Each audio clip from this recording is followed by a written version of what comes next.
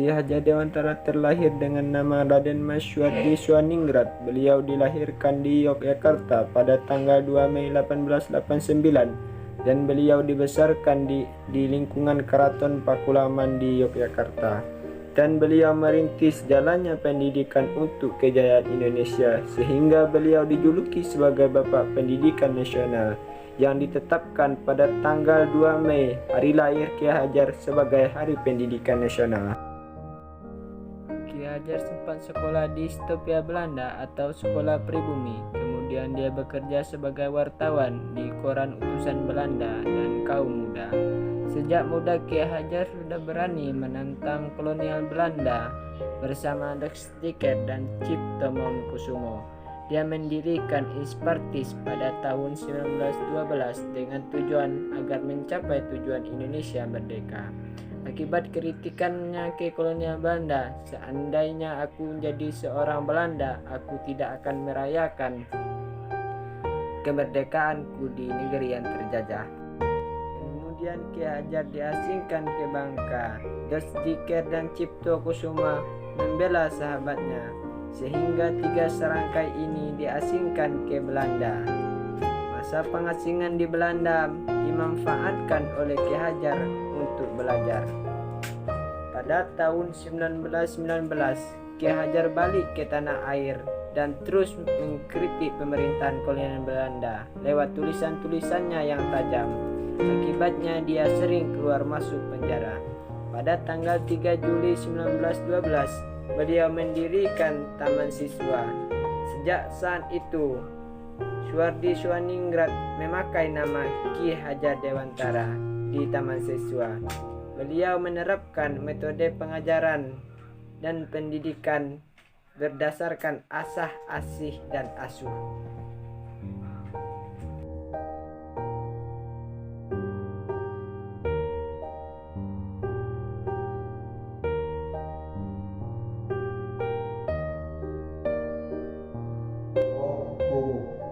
Saya bersyukur sekali dengan Pak Jokowi yang mengatakan bahwa kita harus melakukan pengembangan karakter.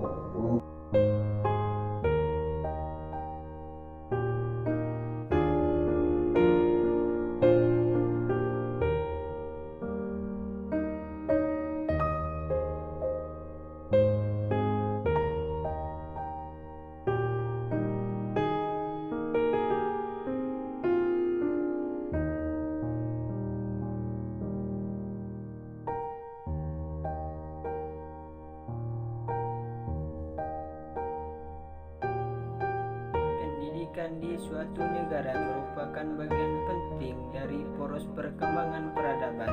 Tentunya hal ini tidak lepas dari perjuangan para pendahulu kita dapat memperjuangkan hak-hak setiap bangsa untuk keluar dari belenggu kebodohan yang merupakan warisan terburuk dari kolonialisme.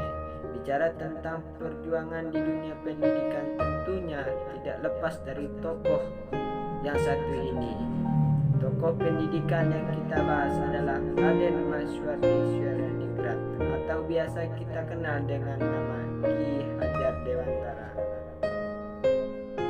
Perguruan Taman Siswa memiliki pedoman bagi seorang yang disebut Patra Triloka dan Tripusat. Unsur-unsur dari Patra Triloka yang dapat menjadi dasar kerja seorang guru adalah sebagai berikut. Yang pertama yaitu Patra Triloka. Patra Triloka ini terbagi menjadi 3. Yang pertama ing ngarso suntulodo, ing madio mangunkarso, tuturi handayani. Nonton, nateni, dan naroke. Nonton yang dimaksud adalah secara pasif segenap panca indera. Neteni adalah menandai signifikasi apa yang ditangkap oleh panca indera. Yang ketiga yaitu nirake adalah menyerukan ke hal positif untuk bekal perkembangan anak. Sedangkan selanjutnya yaitu yaitu Tri Pusat Pendidikan. Kesempurnaan pendidikan dalam masyarakat akan terwujud apabila orang tua, tokoh masyarakat, guru, dan anak-anak atau pemuda bisa bersatu paham. Terwujudnya Tripusat Pendidikan akan melahirkan calon-calon pendidikan bangsa yang berkarakter Ingarso Suntulodo Inmadio Mangunkarso Tutwuri Handayani. Mungkin cukup sekian, terima kasih, salam dan bahagia.